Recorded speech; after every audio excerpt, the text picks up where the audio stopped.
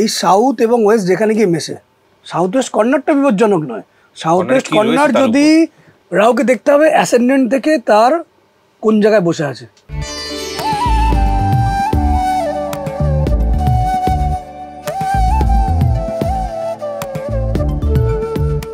নমস্কার, ড্রিম ডেস্টিনির আরও একটা এপিসোডে আপনাদের স্বাগত জানাই। দেখছেন আনন্দবাজার অনলাইন। আমি সুজয় নীল, আমাদের সঙ্গে রয়েছেন শ্রীমণি ভাস্কর। নমস্কার স্যার। নমস্কার স্যার। আমাদের আগের দিনের আলোচনাতেই আমরা কন্টিনিউশন রাখবো এবং আপনাকে আবারও জিজ্ঞেস করব যে খারাপ প্রভাব যেটা নিয়ে কথা বলা দরকার, যেটা নিয়ে প্রচুর কমেন্টস এসছে, আগের পোস্টেই এসছে যে কবে আলোচনাটা আসবে, তো যদি করেন স্যার। প্রথমত বলি যে রাহু খারাপগুলো যেগুলো করে আমি আগের দিনে উল্লেখ করছিলাম যে হঠাৎ করে একটা ঝঞ্ঝাট মানুষের জীবনে আসে, সবার জীবনে আসে এমন নয়, মানে কোথাও কিছু নেই, ভালো চলছে হঠাৎ করে ঝঞ্ঝাট। যেমন আগের দিন বললাম যে সকালবেলা কলিং বেল টিপছে, তোমার ইলেকট্রিকটা কেটে দেওয়া হবে। ইলেকট্রিক কেটে দেওয়া যেরকম ঘটনাটা যদি ভাবা হয় জাস্ট, তার কি কন্ডিশনটা তৈরি হবে। 2-3 দিনের জন্য কারেন্ট অফ বা 1 মাসের জন্য কারেন্ট অফ, সে কীভাবে চালাবে? মানে সমস্ত কাজের জন্য তো জল তুলতে গেলে ইলেকট্রিসিটি লাগে, রান্না করতে গেলে ইলেকট্রিসিটি লাগে, মোবাইলে চার্জ দিতে গেলে ইলেকট্রিসিটি লাগে, সমস্ত ক্ষেত্রে ইলেকট্রিসিটি লাগে আজকে সব জায়গায়। এসি চালাতে গেলে ইলেকট্রিসিটি লাগে, ফ্যান লাগে, লাইট লাগে। মানুষ পড়াশোনা করতে পারবে না, কিছু কাজ করতে পারবে না। সামনে শীতকাল আসছে, শীতের সময় গিজার চালাতে পারবে না, তো ইলেকট্রিকটা বন্ধ টানা 1 মাস, মানে সাংঘাতিক বুকের মধ্যে চাপ আসবে। আমি বলছি এরম টাইপের, মানে কারেন্ট অফ হয়ে যাবে এটা নয়, বা কারেন্ট কেটে দেওয়া হবে রাহু খারাপের জন্য এটা নয়, সেই চাপের মতন ফিলটা করাতে চাইছি, মানে কষ্টটা। মানে এরম নয় যে যাদের রাহু খারাপ তাদের ইলেকট্রিক কারেন্ট কেটে দেওয়া হবে, এটা নয়। সেই চাপের মতন যে কোনো এমন একটা ইনসিডেন্ট তার জীবনে, মানে বেসিক্যালি আপনি বলতে চাইছেন একদম একটা সরু পাঁচিলের উপর দিয়ে হাঁটছি, দুদিকেই মানে খাদ, একদম যে কীভাবে কী করবো বুঝতে পারছি না।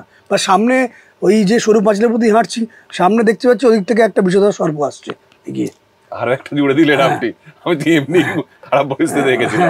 না তাও তো এটা চলছে, রাস্তা আছে, এটা আমি তো আটকে যাচ্ছি, আমি ঝাঁপও কোথাও মারতে পারবো না। তো সেই অবস্থায় জ্যোতিষশাস্ত্র কিন্তু অনেকাংশে মানুষকে হেল্প করে, যে তার এমন সাংঘাতিক অবস্থায় কী করবে, সে কীভাবে সেখান থেকে বেরোবে। জ্যোতিষশাস্ত্র কেউ মানুক কেউ না মানুক, যাদের প্রবলেমগুলো চলে তারা বোঝে কী চলছে, এবং সেখান থেকে জ্যোতিষশাস্ত্র অনেকাংশে উদ্ধার করে তোলে। সব ক্ষেত্রেই একজনকেই বেনিফিট দিতে পারবে এমন নয়, তবে 100-এর মধ্যে 80-90 জনকে বেনিফিট দিতে পারে, এবং সেটা হরস্কোপে ইন্ডিকেট করা থাকে যে কার কার বেনিফিট দেওয়া যাবে। আমি যখন কাউকে দেখি আমি বলে দিই একে বেনিফিট দিতে পারবো, একে পারবো না, কারণ হরস্কোপ ইন্ডিকেট করে দেয়। এবার সেগুলো নিয়েই আমি আলোচনা করব পরবর্তী দিনে, বা আজকেও কিছুটা আলোচনা করব। এবার রাহু খারাপ দেবে এটা বুঝবো কীভাবে? প্রথম কথা, তাদের বাড়ির দিকে চলে যেতে হবে। প্রথমেই তার বাড়ি, সাধারণ মানুষ তার বাস্তু নিয়ে সাধারণ মানুষ কিছুটা বুঝবে না হয়তো হরস্কোপের। আমি পরের অনুষ্ঠানে বা আজকের অনুষ্ঠানে কিছুটা আলোচনা করব। রাহু 1 নম্বর ঘরে থাকলে কি করে, রাহু 2 নম্বর ঘরে থাকলে কি করে, রাহু 12খানা ঘর আছে, প্রত্যেক ঘরে থাকলে কি করে তারা দেখবে হরস্কোপে, সাধারণ মানুষ দেখবে। বা যদি এই অনুষ্ঠান দেখেন, তারা যে কোনো সফটওয়্যারে যাবে, এখন তো অনেক অ্যাপ আছে, অ্যাপে দেখবে ডেট, টাইম, প্লেস পুট করবে, date of birth, time of birth, place of birth put করার পর একটা হরস্কোপ আসবে। হরস্কোপ আসার পর কোথাও লং লেখা থাকবে বা কোথাও অ্যাসেন্ডেন্ট লেখা থাকবে, ওটাই হচ্ছে প্রথম ঘর। এবার সেখান থেকে অ্যান্টি ক্লকওয়াইজ রাহুটা কত নম্বর ঘরে আছে দেখলেই বুঝতে পারবে রাহুর ইম্প্যাক্ট আমার জীবনে কী, এবং এটা 100% মিলবে। যখন রাহুর দশা চলবে বা রাহুর অন্তর্দশা চলবে দেন তখন মিলবে। রাহুর দশা বা রাহুর অন্তর্দশা চললে তখন এটা মিলবে। যার চলছে দেখা যাবে যে আমার দশা কি চলছে, দেখা যাবে জুপিটারের দশা চলছে, তাহলে মিলবে না। কিন্তু জুপিটারের দশার মধ্যে রাহুর অন্তর্দশা চলছে, তাহলে আবার মিলবে। এই ঘটনাগুলোই মিলবে। দশাতে সবচেয়ে বেশি পরিমাণে ইম্প্যাক্ট ফেলে, অন্তর্দশাতে হালকা হালকা ইম্প্যাক্ট ফেলে। তো প্রথমেই আমরা চলে যাবো বাড়িতে। রাহুর দিক হচ্ছে বেসিক্যালি দক্ষিণ পশ্চিম দিক, মানে দক্ষিণ দিক এবং পশ্চিম দিক যেখানে গিয়ে মেশে সেটাকে নৈঋত্য কোণ বলে। দক্ষিণ পশ্চিম দিক মানে উত্তর পূর্বের ঠিক উল্টো দিকটা, সেই দক্ষিণ পশ্চিম দিকে রাহুর ভূমিকা থাকে। ওই এরিয়াতে যদি কারো টয়লেট থাকে তাহলে রাহু বুঝতে হবে খারাপ, প্রথম সূত্র। বা ওই এরিয়াতে যদি কারো সাবমার্সাল থাকে বুঝতে হবে রাহু খারাপ। ওই সাউথ এবং ওয়েস্ট যেখানে গিয়ে মিশছে সেই কোণাতে রান্নাঘর, বুঝতে হবে রাহু খারাপ। ঠিক মিলছে না, ওই জায়গাটা এক্সটেন্ডেড হয়ে গেছে বা কাটিং আছে, বুঝতে হবে রাহু খারাপ। আমি ছবির আকারে বোঝাচ্ছি, ছবিতে বোঝাচ্ছি প্লিজ। যেমন ধরুন এই যে প্লট, এই প্লটটা ধরা যাক এখানে সূর্য, তাহলে এটা ইস্ট। আচ্ছা, হ্যাঁ, এটা ইস্ট, এটা ওয়েস্ট। তাহলে ইস্ট ওয়েস্ট, এটা নর্থ এবং এটা সাউথ। এই সাউথ এবং ওয়েস্ট যেখানে গিয়ে মেশে সেটাকে নৈরিত কোণ বলে। এই কোণটা নৈরিত কোণ। এইখানে রাহুর ভূমিকা আছে। এই জায়গাটা দেখুন কাটিং হয়ে আছে। এই প্লটটা সেই যে জাতক বা জাতিকা যিনি পেয়েছেন এরম একটা প্লট পেয়েছেন, এই এরম একটা প্লট পেয়েছেন, এই প্লটটা পেয়েছেন, কিন্তু এই জায়গাটা কাটিং হয়ে আছে। তাহলে এর কিন্তু রাহুটা খারাপ। ইনস্ট্যান্ট দেখেই বোঝা যাবে রাহু কিন্তু তার জীবনে যখন রাহুর দশা আসবে, রাহুর অন্তর্দশা আসবে, এফেক্ট পাবে।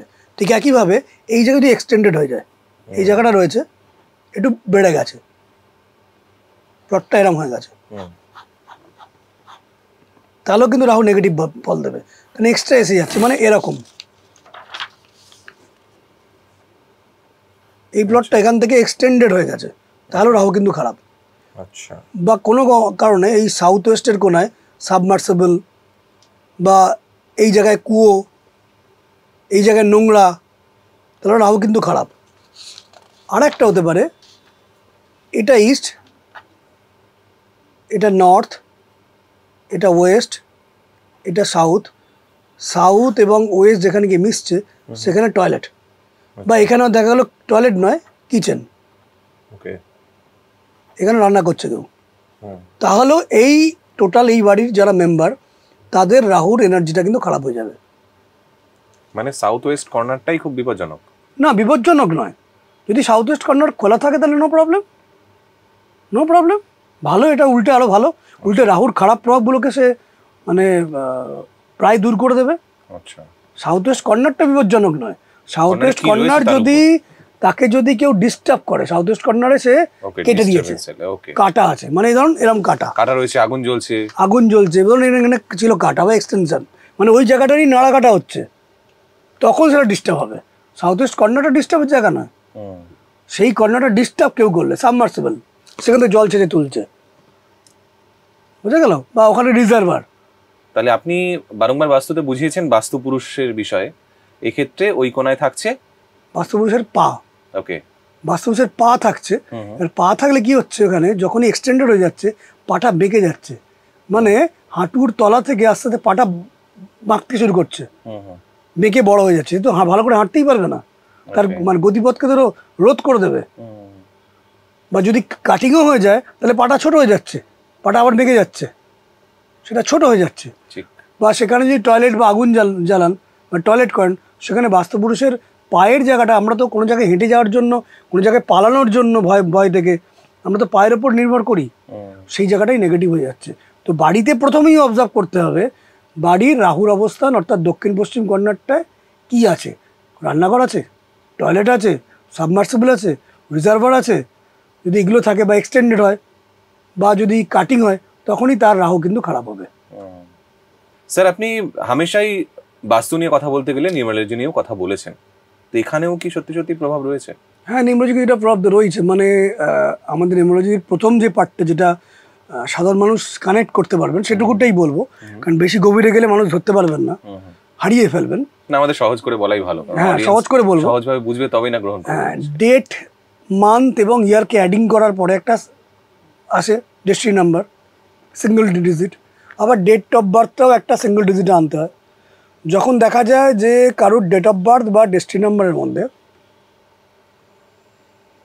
একটা ডেট হলো 4 আর ডেস্টিনি নাম্বার হলো 8, 4-এর সাথে 8, 4-এর সাথে 2 বা 4-এর সাথে 1, এই যদি ডেস্টিনি নাম্বার এবং অরিজিনাল ডেট অফ বার্থের মধ্যে হয়, মানে বোঝাচ্ছি, ধরা যাক কারোর ডেট অফ বার্থ 4th জানুয়ারি 2001, কারোর জন্ম 4th জানুয়ারি 2001, তাহলে আসছে কি 4 + 1 মানে 5, 6, 7, 8, এইটা আসছে না, মানে 4 জানুয়ারি মানে 5, 2001-এর 8, তাহলে যে ডেটে মানুষ জন্মগ্রহণ করলো সেটা 4, অ্যাডিং করে কিন্তু আসছে 8, হুম, এদের ওপর রাহুর নেগেটিভ প্রভাব থাকবে। আচ্ছা, বা জন্মের ডেটটা 8, অ্যাডিং করে আসছে 4, ওকে, মানে এই উল্টোটা হলেও উল্টোটা হলো, এদের উপর রাহুর নেগেটিভ মানে এফেক্ট এটা কি থাকবে। এই ডাবল এফেক্টের কথা বলছে, মানে এটা যা তার ওটা ডাবল, বা ওটা যা না না, তার ওটা সিঙ্গেল এফেক্টই, রাহুর এফেক্ট যেগুলো আমি কথা বলছিলাম এতক্ষণ ধরে, আরও ডিটেলসে আমি পরের অনুষ্ঠানে বলবো, এই অনুষ্ঠানে কিছুটা বলবো। যখন ডেট অফ বার্থ এবং ডেস্টিনি নাম্বার 4 এবং 8 আসবে, 4 এবং 1 আসবে, 4 এবং 2 আসবে, তাদের জীবনে ভয়ানক এফেক্টগুলো আসবে। আচ্ছা, তার নির্দিষ্ট ক্যালকুলেশন কিছু আছে। আবার এটা যদি আরও ডিটেলসে যদি ঢোকা যায় রাহুর কুপ্রভাব কী হবে, রাহুকে দেখতে হবে অ্যাসেন্ডেন্ট থেকে তার কোন জায়গায় বসে আছে রাহু, যেটা আমি কিছুক্ষণ আগেও বলছিলাম যে হরস্কোপে দেখতে হবে। কী করে হরস্কোপ পাবে আমি আগেও বললাম, যে কোনো সফটওয়্যারে অ্যাপে গিয়ে ডেট, টাইম, প্লেসটা পুট করলেই সঙ্গে সঙ্গে হরস্কোপ বেরিয়ে আসবে।